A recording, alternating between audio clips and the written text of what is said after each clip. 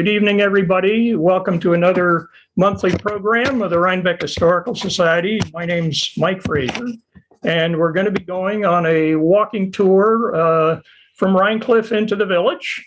And so I'd like to suggest on this delightful evening that you put on your hiking shoes and join me. And where we're going to start is down here by the river in Reincliff. Follow Reincliff Road first to the Kirchhoff Cemetery, then to the Kip Beekman Heremons ruins up almost to Ryan Road where the Flat Rock School was located. Then eastward to the Scholdorf Farm. Then we're at the border of the village itself. And at that point, we're still on Reincliff Road at West Market. We find ourselves looking at 57, which is the Teller House, the Ambrose Wager House, a couple of other sites on the south side of West Market Street, and 3 or 4 others on the north side. And then we'll take a right turn and head down Mill Street here. Okay, so let's start at the river. And then, this is where our local history begins. Native Americans crossed here by canoe on their way from the Rondout across from us to the Sapasco Trail to our east.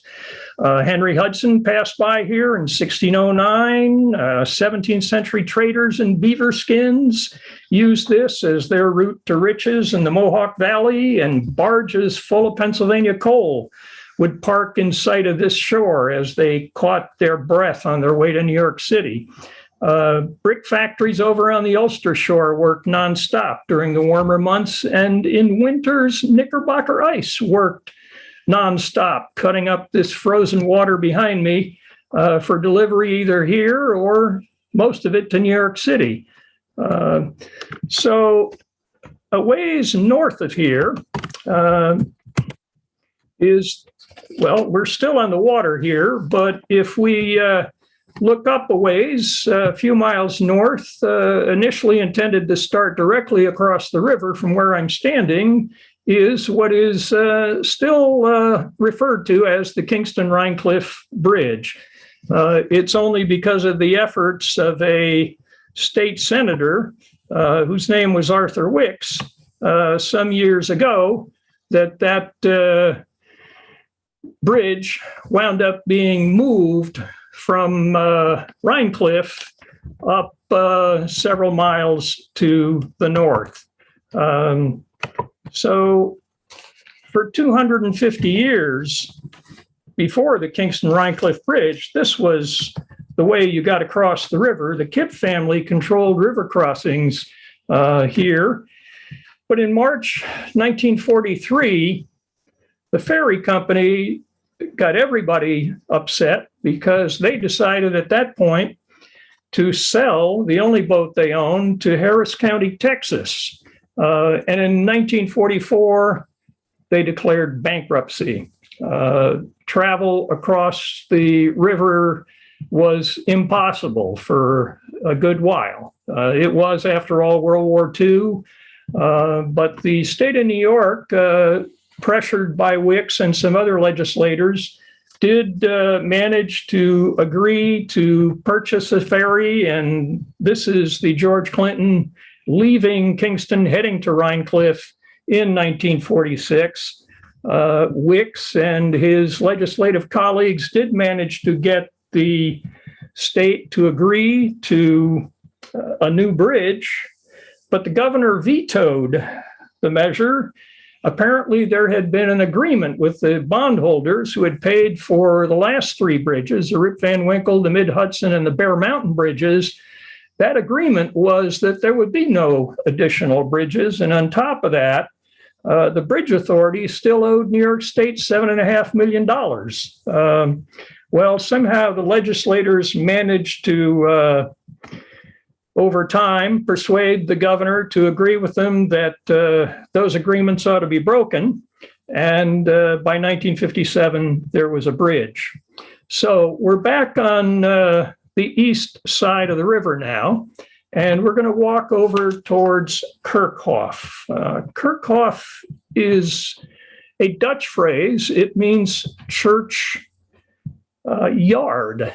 And a church yard would normally be, it meant a grave site because the graves were right next to the church. There is no church here, however. There was never a church built at this site. Van Wagenen ground is another name for this cemetery, since so many members of that family are buried here. The earliest burials at this site date to 1749, making this the oldest burial ground in northern Dutchess County. The photo of these two stones dates from 1918. In this instance, on this high ground over the railroad station, you can't see the railroad station below, but you can see Kingston from here. That's also the reason this cemetery is located where it is. The only church at the time that the earliest settlers of Kipsbergen lived here was the church, the Reformed church across the river. It's still there. It's the Reformed Dutch church in the middle of the city of Kingston. Its spire stands tall and would have been a source of reassurance to the residents of this area. So the Kip family winds up, we're proceeding a little bit further along Reincliff Road now to these ruins. And the Kip family had built this house at this site in 1700. Other members of the Kip family, Jacob built a house at the bottom of Long Dock Road, and Abraham at the top of Long Dock Road. It gave them the ability to be sure that anybody coming across the river at that point could be stopped to make sure they paid their toll. So as we proceed into the cemetery, into the ruins here, what we're looking at is at the southwest corner of this site is the remains of a building. This is the southeast corner of the property, and this was the edge of the house. There was a fire in 1908, and that fire wound up taking away the bulk of the house. The house was sufficiently fascinating, by the way, to FDR that he wanted the new post office in the village to use it as a model. In fact, after the 1908 fire, many of the walls of this actually had expanded into a fairly sizable building. They were still intact, but they were torn down so that the stones could be used to build that post office. It's really impossible to talk about this site, though, without mentioning the name Nancy Shippen. Her father, Dr. Shippen, was a Philadelphia physician, eager to marry her off to a wealthy husband. At age 18, it's 1781 here in Philadelphia, she's in love with a French diplomat, but there wasn't going to be a lot of money in that. So Dad knew that the Livingstons was, that was the place where the money was. So he managed to arrange a marriage with the son of Margaret Beekman, Colonel Henry Beekman Livingston, hero of the Revolutionary War. Well, we see the hero of the Revolutionary War here. The Kip house is at the left. This is a Tracy Dow's mural above the south window of the Rhinebeck post office. He's in a red officer's, not Tracy, but Colonel Henry Beekman Livingston. He's there in his red coat, officer's coat, wearing silk stockings, plowing the field behind his house. a little odd was how he was seen by his neighbors in Reincliff. After living here for a year and having a daughter, her name was Peggy, Nancy Shippen learned that her husband was not only bizarre, but he was having intimate relations with a good number of women in the area. And she was hearing about a variety of sources claiming that their illegitimate children had been fathered by her husband. She returned to Philadelphia after being forced by the courts to give up her daughter to her husband. And she wound up, as well as Peggy, in and out of mental institutions, never remarried, and both mother and daughter were buried next to each other, eventually in Philadelphia. John Armstrong, who was chosen by Colonel Henry Beekman Livingston to take responsibility for his daughter's inheritance after his death, frankly, did very little for Peggy. He does sell the Kipp house, however, to somebody by the name of Andres Heremons, and which is why it's known as the Kipp Beekman Heremons house. By the 1980s, it had become property of the Supley family. And at that time, Daisy and her three cousins had decided to donate it to the Rhinebeck Historical Society. So there was a rock quarry. We see it over here on the left. And underneath that snow, and it was a lot of rock was taken out of there, which is why the school built above this house became known as the Flat Rock School. We're here on the north side of Reincliff Road, just west of the intersection with Ryan Road. This area is known as Heremonsville. The first school on this site was built in 1849, modernized in 1914. And while we climb the hill to get to this place, you should know the background of one of the school's most popular teachers. Her name was Fanny Knickerbocker. She had applied for a teaching job, not here in Rhinebeck, but in Linlithgow. Linlithgow is up in Columbia County. And this is the response that she received from a member of the Board of Education after she had been interviewed and found otherwise qualified. But this is an apology that, not exactly an apology, but an explanation as to why they can't hire her. She's not a Protestant, and the board is entirely Protestant. And if she would only get rid of her Catholic faith, they would hire her. And they had no qualms about putting that in writing. She's here with, I have to mention that soon after that rejection, she applied to the Rhinebeck School District, and the Rhinebeck School District, where the head of the school board at the time was the same Tracy Dowes who we heard about earlier. Actually, I have to correct myself, because the person who painted that mural that we saw was not Tracy Dowes, but his son, Olin Dowes. But in this case, the head of the school board was Olin's father, Tracy. That school board hired Fanny Knickerbocker. And here she is with her students. This is the early 1940s. And few of these students still live here in Rhinebeck today. And the house itself is a private home.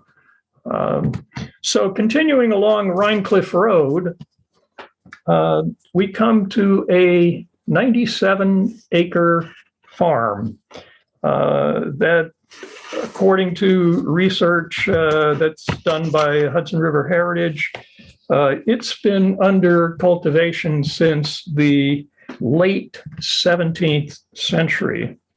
When Bernard Schuldorf came over here from Germany. Now, that's much more recent. It was in 1952 to work on his Uncle Carl's farm. At that time, there were some 300 dairy farms in Dutchess County, and quite a few out of that number were dairy farms right here in the town of Rhinebeck. Today, there remains one dairy farm in the town of Rhinebeck, and that's this one. Bernard's son, Bernard has passed away. His son, Bentley, this is the farmhouse. By the way, one of many buildings on the property, and modest by any standard, but it's benefited from a number of additions over the years. And at right in this photograph is Bentley himself. In January 2019, he was hosting a visit by college students from Earth University in Costa Rica, here to learn about our American agricultural practices. Two of our own Rhinebeck High School graduates were taking them on this visit. So after leaving the farm, we climb the hill. We're now on West, it's no longer referred to as Reincliff Road, but West Market Street. And at the top of the hill, the earliest house on this site dates to 1793. Its owner, Hans Kierstead, was one of our earliest doctors. He had moved here from the town of Clinton, and when he passed away, it went to his son-in-law, Martin Heremons, and then to John Teller. Here's another view of it. After the Civil War, Italian villas were in vogue. So in 1867, this larger Italian-style building was built around the original house, and the four-story tower with the flared roof was added on the west. By 1880, it had changed hands from Teller to his relative, Eugene Wells.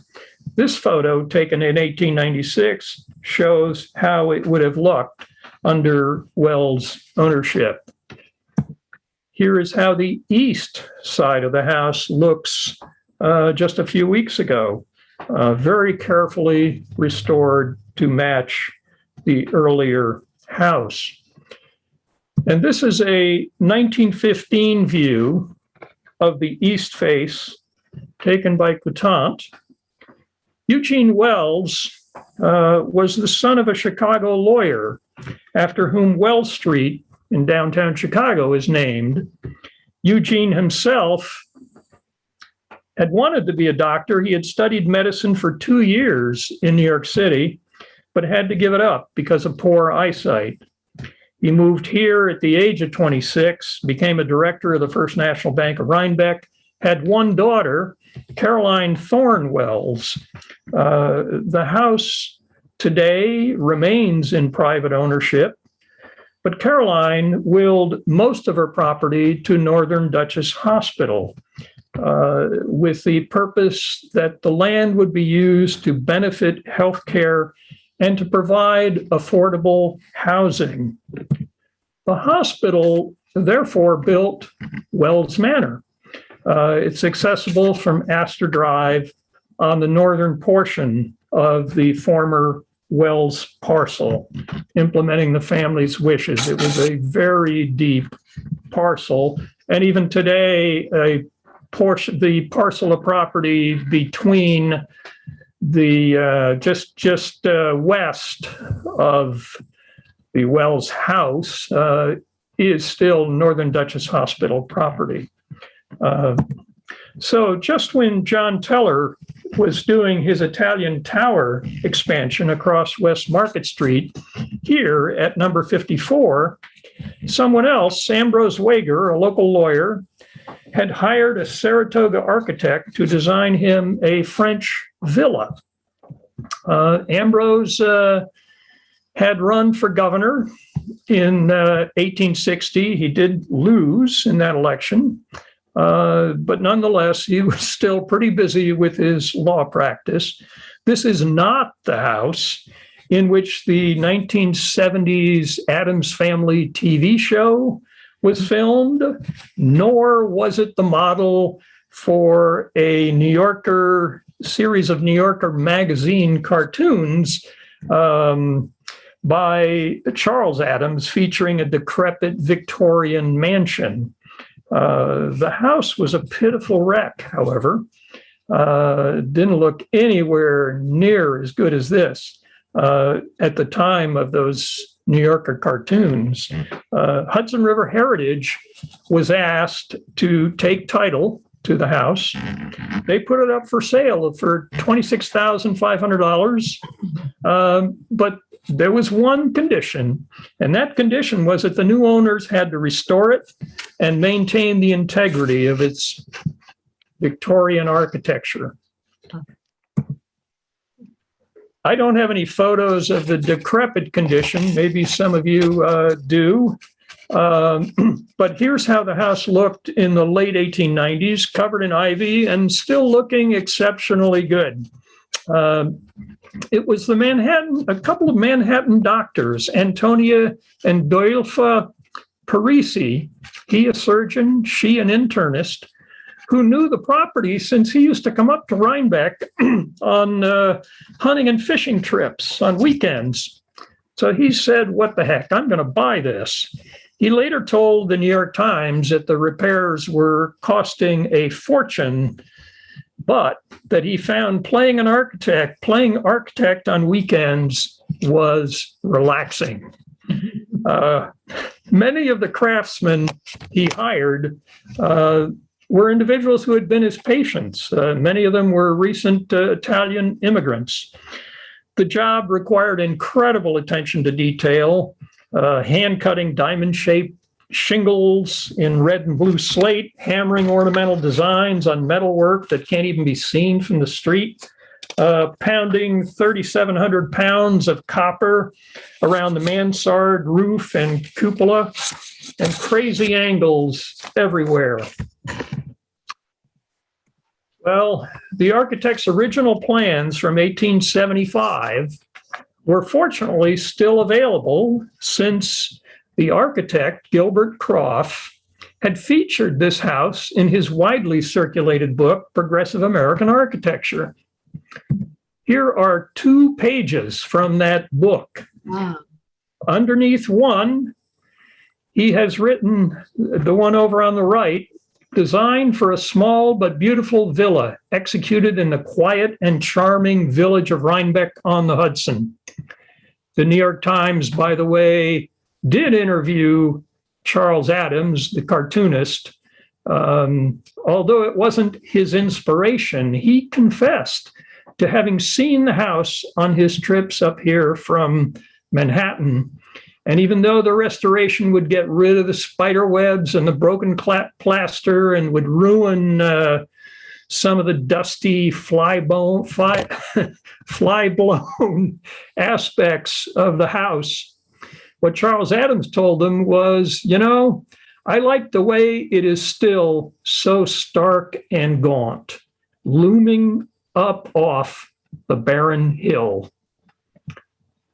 Well, walking down the hill, we come to the intersection with Oak Street. Up here at the left is Oak. And the northeast corner today is an office building, Teague and Bond. But before their occupancy, it had served as a site for the county's Office of Mental Health. Back to 1955, when this current building was put up, it served as a grocery store. It was the A&P. Well, going back to the 1910s, the site served a very different purpose. This was where you went in Rhinebeck if you wanted to see a silent movie. Although the Rhinebeck Airdrome appears to be a building, in fact, it was not a building. It was nothing more than a wall. Once you paid the admission fee, you were allowed through the opening, that dark spot in the center of the wall, And on the other side, you stood and you viewed the movie as it was projected onto the other side of the wall. Bad weather, of course, meant cancellations, but the size of the crowd here, and I don't know if it was filmed before or after the movie that evening, but it tells me that those movies were very popular. By 1919, however, something had happened. It was the pandemic, and it had shut down all the movie houses.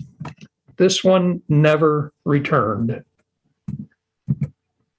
This next site is not the building at the center here with the white porch elements, but rather the one in the back to the right that you can hardly see and you're probably going to miss if you're passing by quickly on the street. Here's a closer look.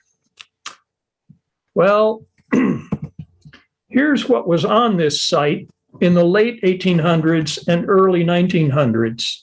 John and Lafayette Milroy operated Milroy Brothers, general blacksmithing and jobbing. Jobber was a wholesale merchant.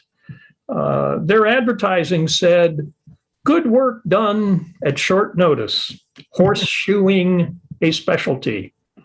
So the empty space in front of the building must have allowed them space to tie up a waiting horse or two while they attended to another one inside. This building currently serves as both a law office and a private home. During the early 1900s, it was known as the Old Stone Tavern, owned by the Keegan family and also as Keegan's Hotel. By 1907, it was listed as the Manhattan Hotel.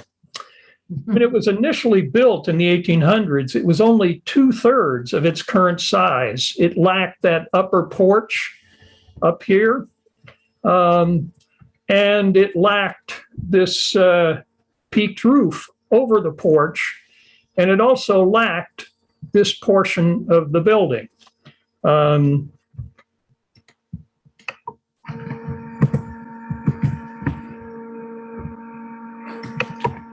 At the turn of the century, the upper porch, the peaked roof, the eastern third of the building were added.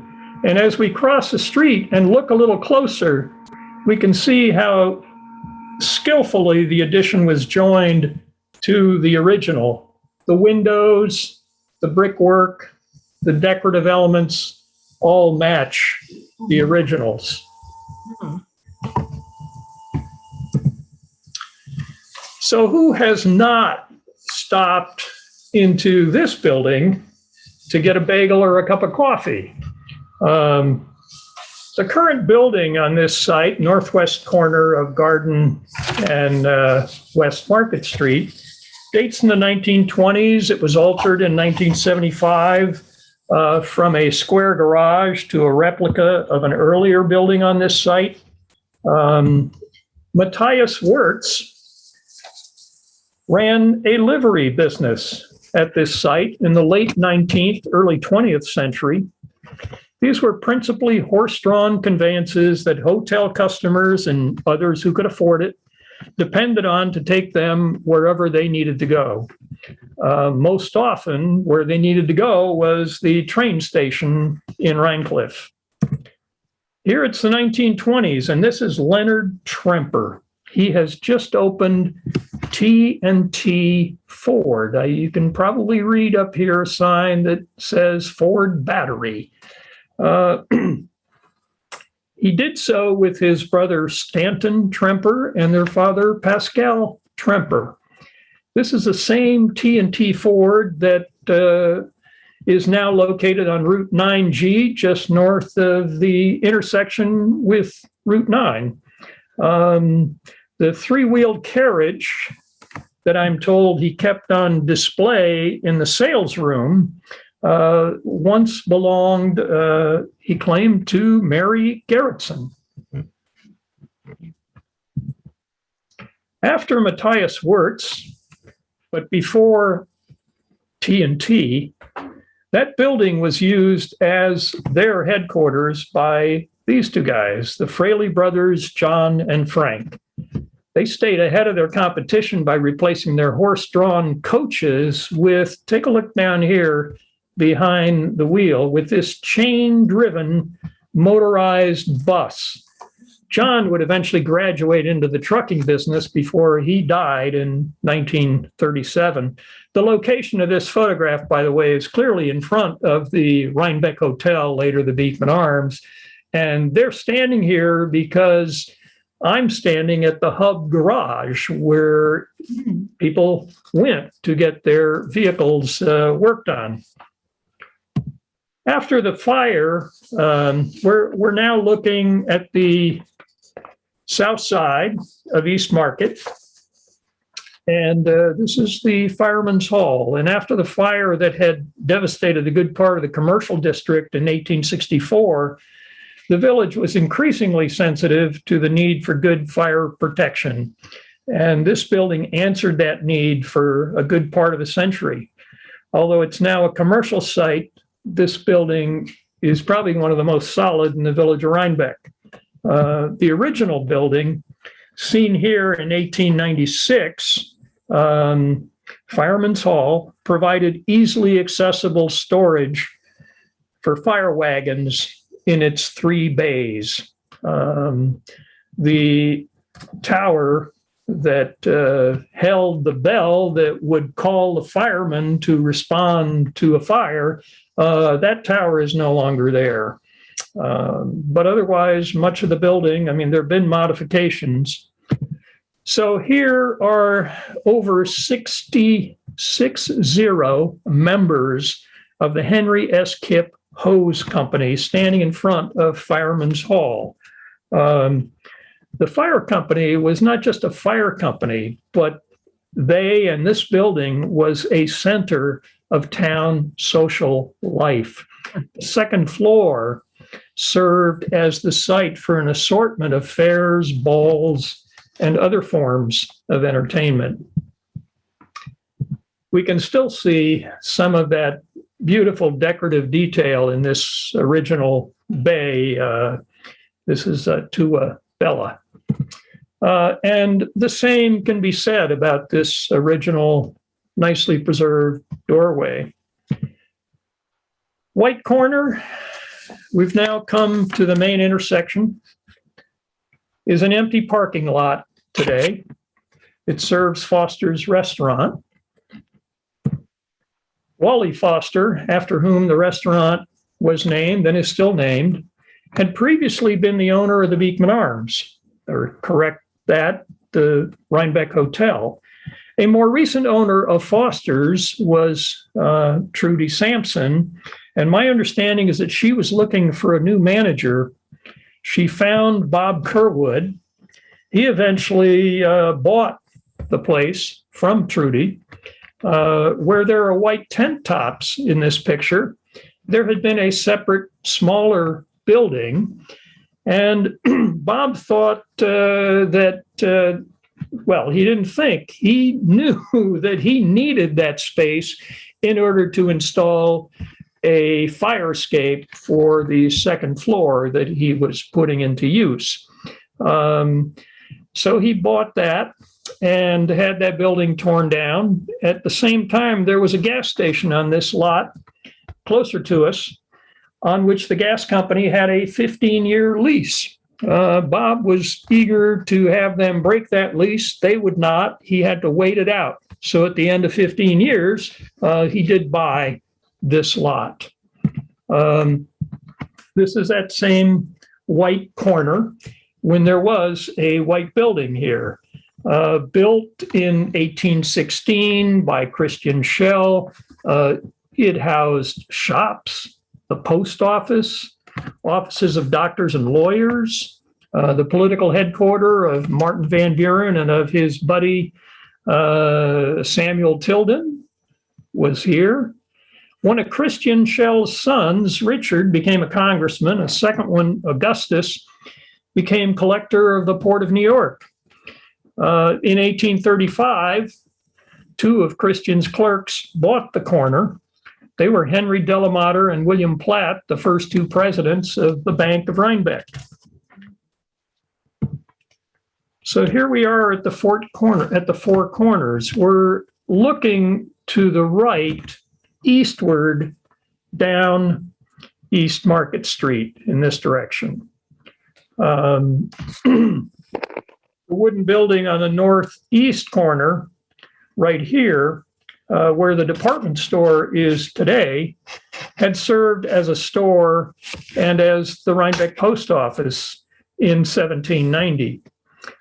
With so many buildings built of wood, it shouldn't be any surprise that we've got this horse-drawn fire wagon at the ready here. So we're going to turn right and head south on Mill Street, and the Beekman Arms southern colonial appearance today is largely as it looked in 1917, except for that greenhouse, which was added, I believe, in the 1980s. In 1917 is when major changes had been made for the hotel's new investor, Tracy, not Olendow's, Tracy Dow's, had made those investments, and he had used architect Harry Lindbergh to design what we see here.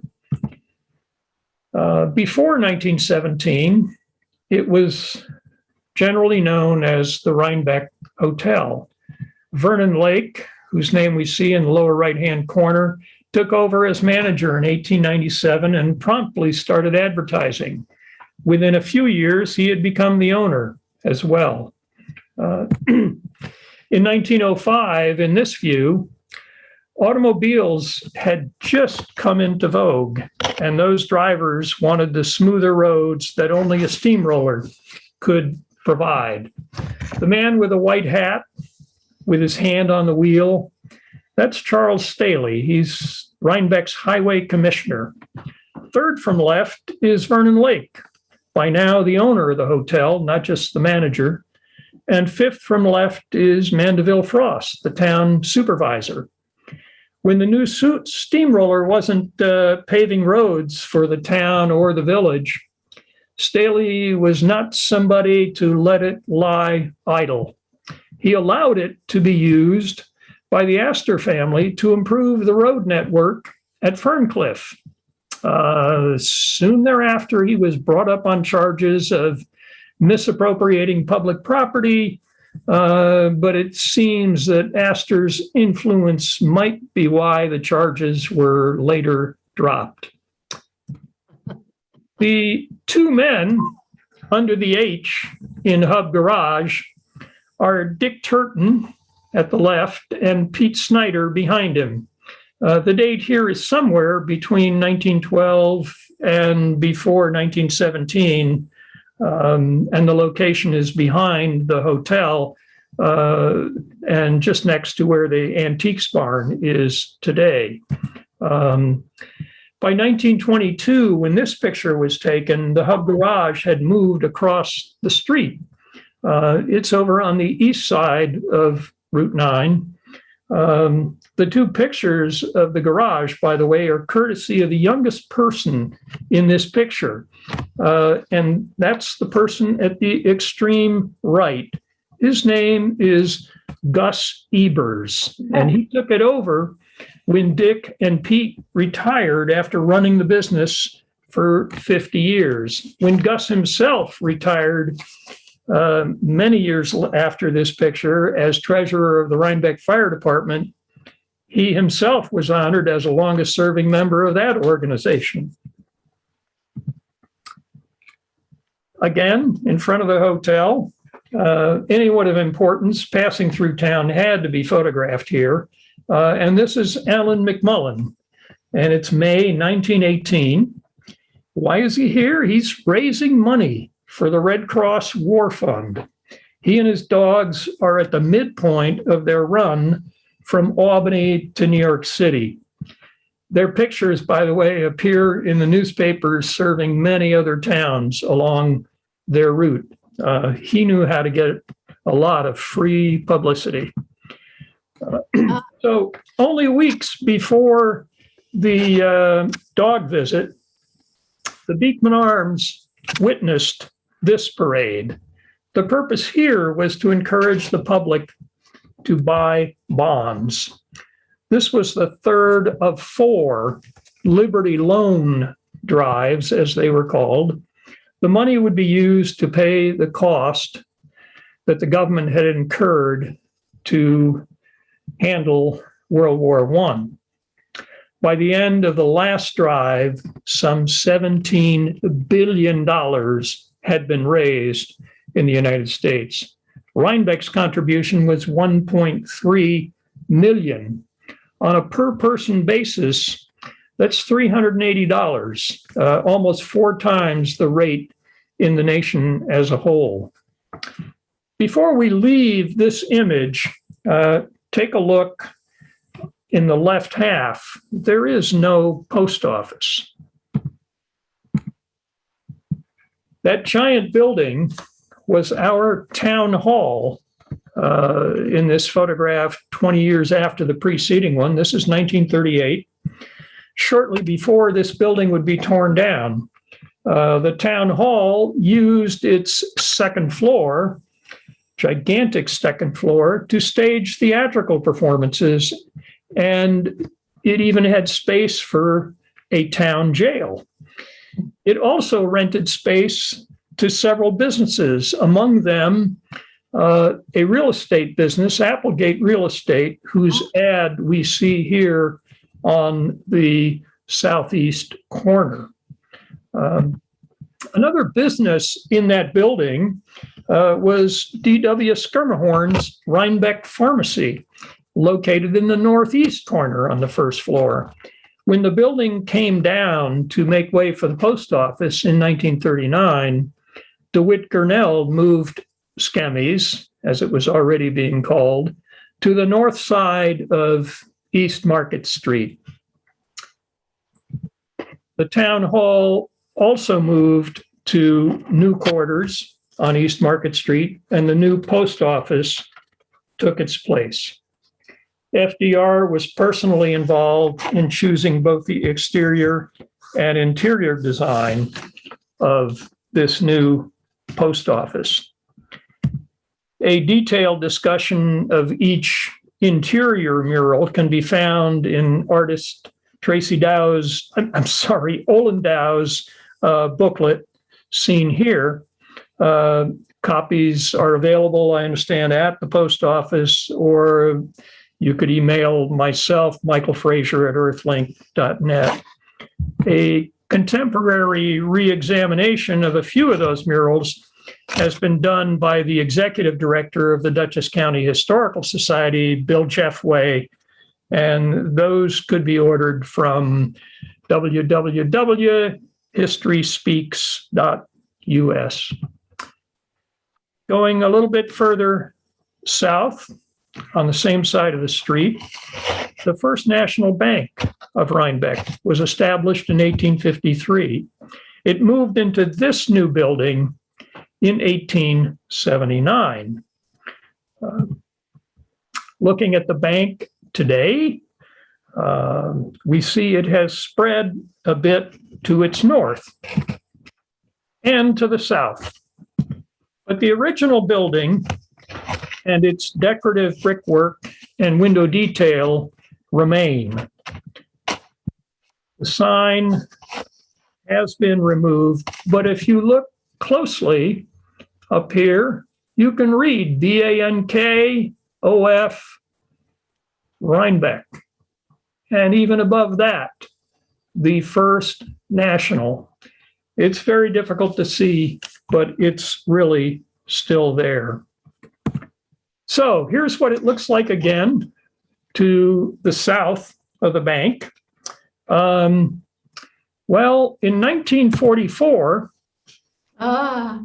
there's somebody who has, could I ask that everybody please mute their sound? Thank you. So just to the south of the bank, we can see the bank, the original bank in the background there in 1944 was a diner. So it was run by the gentleman right here. His name was Tony DeGinnis. And this picture is from an album of local businesses that was put together by George Hull. The diner had been installed here in 1938. And here's a postcard that provides us with a view of the diner itself. For a cup of coffee or a casual date, this was the place to come. So now we're going to cross the street to the Reformed Church. There was a congregation meeting here possibly as early as 1733. At that time, the residents of Kipsbergen, today's Reincliff, were going across the river to the Reformed Church in Kingston. A church here might persuade them to travel a few miles east instead of hazarding a river crossing.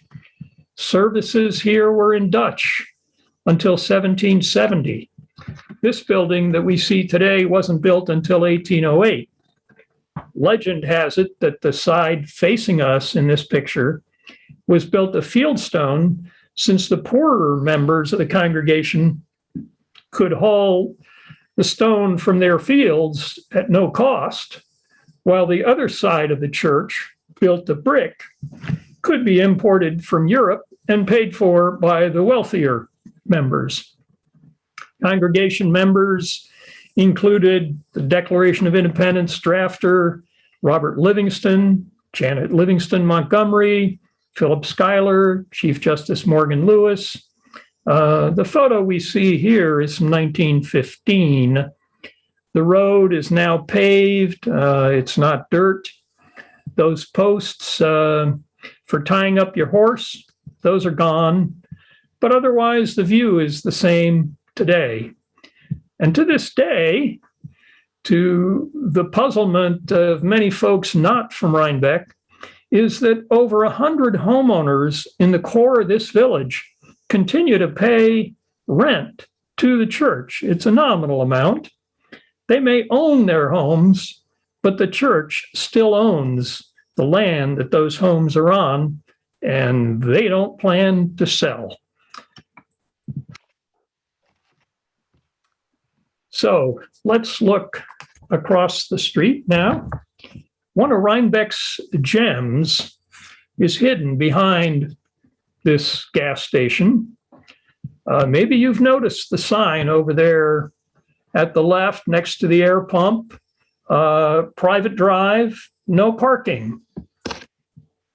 Well, here it is. I find this house quite charming. The large front porch benefits from a series of delicately done and nicely maintained arches that, frankly, too few people ever get to admire. It's facing the back of the gas station.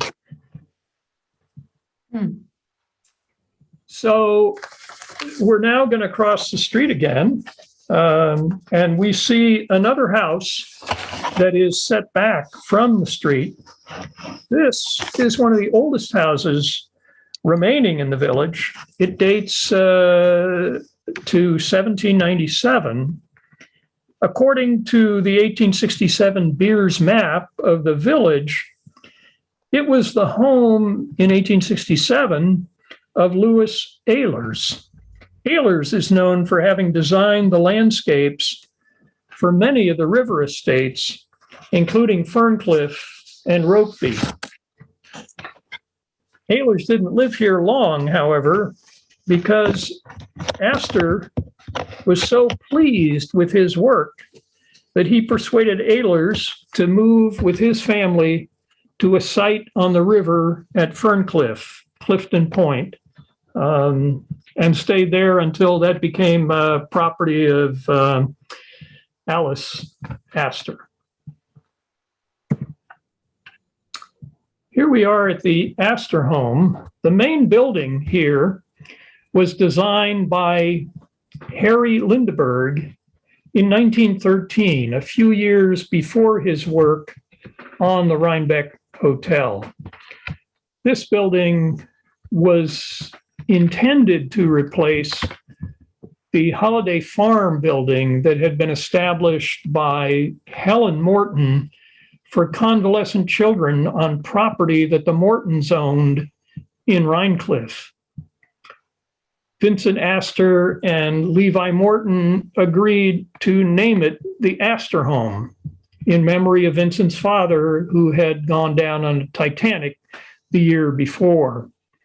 Astor Services continues to provide a wide continuum of social services to families and children throughout the Hudson Valley, not just here in Rhinebeck. The property had come into Vincent Astor's hands through his marriage to a Huntington. The mansion, known as Bois Doré, had recently burned down. Here is a sketch of it from James Smith's 1882 History of Dutchess County. The elegant chimneys that we see here are repeated in the design of the Astor Home itself.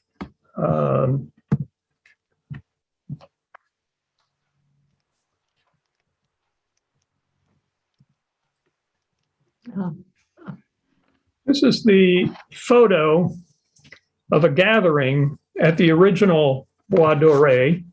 The year is 1888. It's October.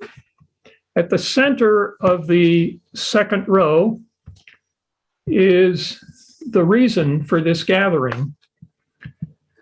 He is Levi P. Morton, who has just learned from this group that they have nominated him to run on the Republican ticket as their nominee for vice president. And he does go on with Harrison to win that election. Morton rarely complained about anything, but he was quite miffed that his new mansion, Ellerslie, in Reincliff, was still not finished and available for this event.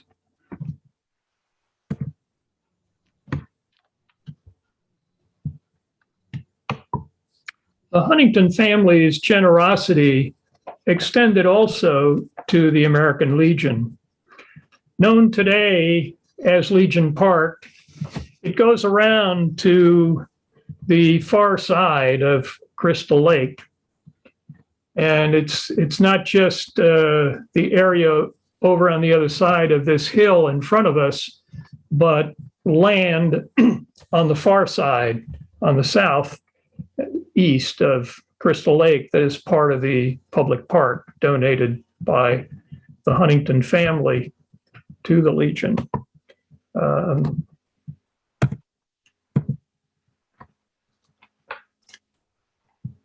This sketch by Edwin Marquardt appeared in the Gazette in 1925, soon after the gift. Much of this plan wound up being carried out. Before a town pool was opened behind the Star Library in the 1970s, the only safe place to swim in Rhinebeck was here at Crystal Lake. Before it became parkland, Legion Park was the site of one of 11 mills on the Landsman's Kill. This is the 1867 Beers map of the village. If you look carefully at this map, you'll see there's an additional stream just above the and to the left of the dam located right here. This was known as the Mill Race, and it's a channel carrying a swift current of water that drives a mill wheel. And here's the mill wheel, still there, but long past its useful life in the early 1900s when this photo was taken. It powered Hogan's paper mill, and just downstream on the other side of the bridge to our left was a grist mill. It too had been long gone by the time this photograph was taken. But the lake remains. Here's a view of the site on Dutchess County parcel access, and we can see that there are not one but two islands in the lake.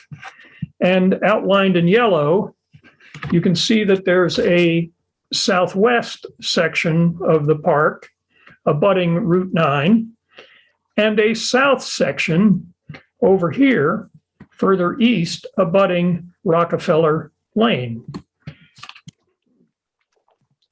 So I'm standing now in that south section in the park.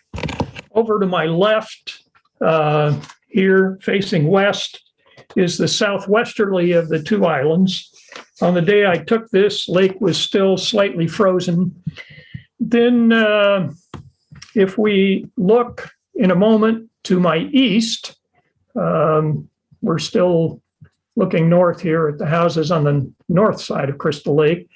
Yeah, now the bushes interfere a bit here. And you don't hear the sound of the geese scared by my camera activity. But visible through those bushes is the second island. This parkland is in the middle of a residential neighborhood. There is one piece of property that we're looking at right here that was carved out of the park quite a few years ago. So to connect with the southwesterly portion of the park, you can see the dam. Or actually, I think that's the bridge that we see in the distance right here. But Route 9 is right there, but you go out and come back in. So I'm going to conclude by sharing a view of two people enjoying a relaxing moment on one of those islands in Crystal Lake. There was a bridge, and it gave them access to the island. That bridge has long ago disappeared. So thanks, everybody. I'm going to stop screen sharing and would be glad to entertain any questions. And if you can go into the chat box and pop those questions in there, or you can unmute yourselves and I will try to answer in the order in which I hear, or not.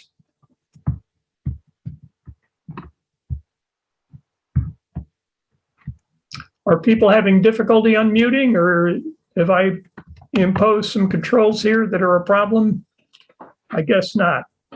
All right. There being no questions, David? Thank you. Great talk, Michael. Really great Thank job. you. That was wonderful. Great, great. It's wonderful to see these things that you didn't really know everything about. Now you do. Yeah. There's some fascinating stories, and I wish I could talk about more of the buildings that I went by, because each one of them, if you dig long enough, you find some really intriguing material. Well, Michael advertised this as part one. So at some point in the future, he will be back to talk about more buildings in the village. Great. Michael, with the post office, somebody was saying that there's a hole up in the gable end. Yes. Where it was a cannon shot that originally. Yes, the claim,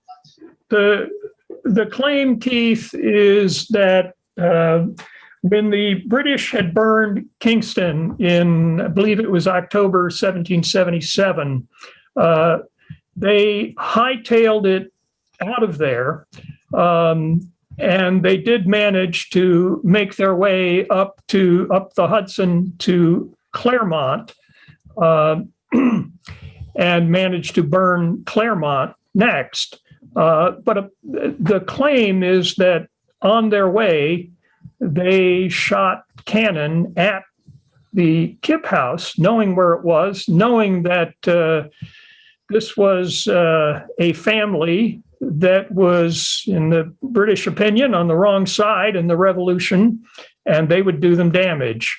FDR was quite enamored by that story, and he insisted that when the new post office was designed, that it should, in its design, account for that cannon hole. So if you stand on the side of the post office facing the Beekman Arms and look up, you will see a round glass window, and that is intended to be a replica of the British shooting at Rhinebeck. Oh, that's interesting. Any other questions or comments? All righty. Thank you, Mike. Thanks, everybody. Thank you, Michael, so much. Great job. Take care, everybody. Good night. Good night. Good night.